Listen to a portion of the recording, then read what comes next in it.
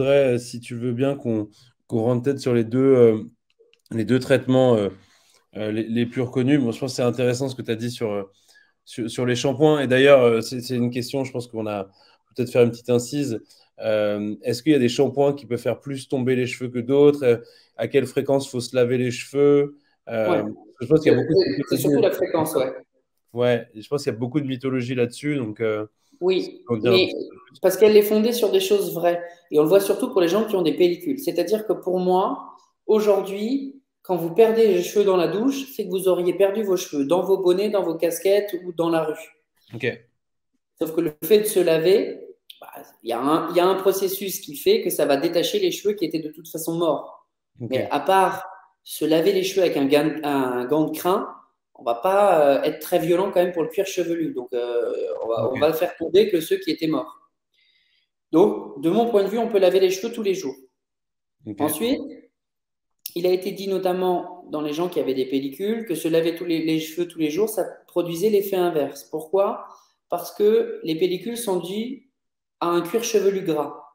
Donc, si je lave tous les jours mes cheveux avec un shampoing antipelliculaire qui va être un produit assez asséchant, assez agressif, le cuir chevelu, lui, va se défendre en faisant encore plus de gras, donc plus de pellicules. Donc est née une deuxième notion qui est celui de pas plus de 3 shampoings par semaine. ok, C'est pour ça que vous avez quelquefois les coiffeurs ou pharmaciens ou même personnes lambda qui vont vous dire non, non, pas plus que 3 fois, ou oui, tu peux te laver les cheveux tous les jours. Donc en fait, la règle, c'est qu'on peut se laver les cheveux tous les jours si on prend un shampoing doux d'usage quotidien. Et par contre, si on a des traitements, pas plus que 3 fois par semaine, pas pour faire perdre les cheveux, mais pour pas aggraver quelquefois le problème sous-jacent. ok, super clair. Et donc, du coup, c'est intéressant ce que tu disais aussi, notamment sur le fait de se couvrir les cheveux. Donc, est-ce que les bonnets, les casquettes, ce qu'on dit tout le temps, il faut laisser ton cuir chevelu respirer. Dans la chute de cheveux, c'est quoi l'impact?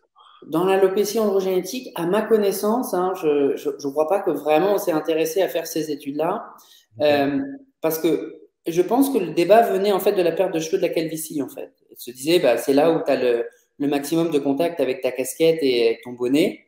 Or, on sait en fait, par la nature des récepteurs et la nature des cheveux, que de toute façon, c'est les zones qui vont être touchées. Donc moi, j'aurais tendance à dire, circuler, il n'y a rien à voir. Maintenant, c'est comme le vernis sur les ongles.